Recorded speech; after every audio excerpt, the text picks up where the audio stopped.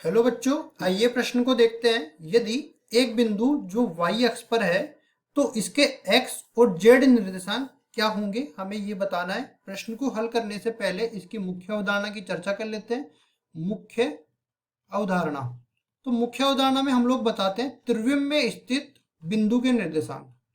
त्रिविम में स्थित बिंदु के निर्देशांक, तो यहाँ पे देखो इस तरह से हम लोग बताते हैं। इसको प्रश्न पे ही चल देते हैं हम लोग। एक त्रिविम बना देते हैं। त्रिविम मतलब तीन अक्ष जहाँ पे हो, तो ये अपने पास ऊर्ध्वाधर अक्ष y अक्ष को निरूपित कर देगा। ये अपने पास जो क्षैतिज अक्ष है वो x अक्ष को निरूपित कर देगा, और तल के लंबवत बाहर की ओर ये y अक्ष है अपना, ये अपने पास x अक्ष है। तल के लंबवत बाहर की ओर जो जाएगा उसको मैं z अक्ष से दर्शा देता हूँ, ये z अक्ष आ जाएगा।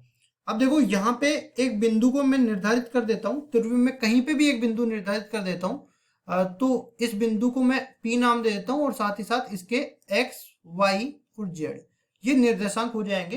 तो अब देखो ये x, y, z क्या बताते हैं कि ये बिंदु x अक्ष पे x दूरी चलने के बाद आया है, y अक्ष पे y दूरी चलने के बाद आया है, और z अक्ष पे z दूरी चलने के बाद आया है। अगर मैं इस बिंदु को x अक्ष पे वापस ले जाता हूँ, इस तरीके से x अक्ष पे वापस ले जाता हूँ इस बिंदु को, तो देखो यहाँ पे हम लोग देख सकते हैं कि ये x अक्ष पे यहाँ पे आ गया।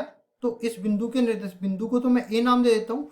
यहाँ पे x निर्देशांक तो x ही रहेगा, क्योंकि ये मूल बिंदु से देखो, ये बिंदु कब आया था? मूल बिंदु से x दिशा में x चलने के बाद, y दिशा में y चलने के बाद, और z दिशा में z चलने के बाद।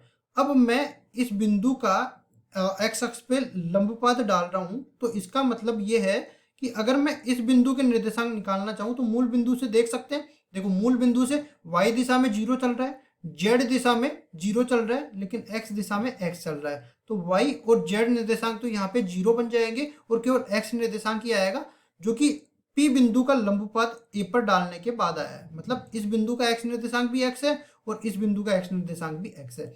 इसी तरह अगर मैं इस बिंदु का लंब यहाँ पे y अक्ष पे डाल दूं, तो लंबपात के निर्देशांक में पहले तो इस बिंदु को b से निरूपित कर देता हूँ। अब देखो इस बिंदु के मैं निर्देशांक निकालूंगा, तो ये बिंदु कैसे आया होगा? मूल बिंदु से y अक्ष पे y चलने के बाद आया, ना तो ये x अक्ष पे चला है और ना ही ये z अक्ष पे चला है। तो x और z के तो निर्देशांक 0 हो जाएंगे, और y अक्ष के निर्देशांक y हो जाएंगे, क्योंकि हमने इस बिंदु से लंबपात डाला है y अक्ष पे। ठीक है, तो इसी तरह अगर मैं z की बात करूं, तो मान लो z को इस तरह से मिला देते हैं हम लोग, और इस बिंदु को मैं c नाम दे देता हूं। तो सेम इसी तरह यहाँ पे ना तो ये बिंदु y अक्ष पे चला है, ना ये x अक्ष पे चला है, तो x और y तो 0 हो जाएंगे। और z, चूंकि मैंने p से लंब डाला है z अक्ष पे, तो p और जो c बिंदु है इन दोनों के z निर्देशांक समान होंगे। इस तरीके से ये आ जाएगा। अब देखो यहाँ पे हम लोग देख सकते हैं, यदि एक बिंदु के y अक्ष पर है, ये बिंदु y अक्ष पर, तो इसके x और z निर्देशांक क्या होंगे? तो यहाँ पे आप देख सकते हो कि कौन सा बिंदु y अक्ष पर है, ये b बिंदु y अक्ष पर है। तो यहाँ पे इसके x और z निर्देशांक कितने हैं? 0 है। तो हम लोग कहेंगे कि b बिंदु के x और z निर्देशांक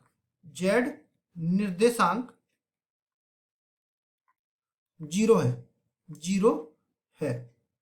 अब केवल हमें इतना पूछा था, इसके x और z निर्देशांक क्या है, तो ये 0 के बराबर है। और बिंदु कौन सा हो जाएगा? b बिंदु के यहाँ पे निर्देशांक भी लिख देते हैं, 0 y और 0। y निर्देशांक कुछ भी हो सकता है, कोई भी धनात्मक, कोई भी हम लोग बोल सकते हैं, कोई भी वास्तविक संख्या। ये धनात्मक भी हो सकती है और ऋणात्मक भी हो सकती है, क्योंकि धनात्मक y x भी होता है और ऋणात्मक y x भी होता है।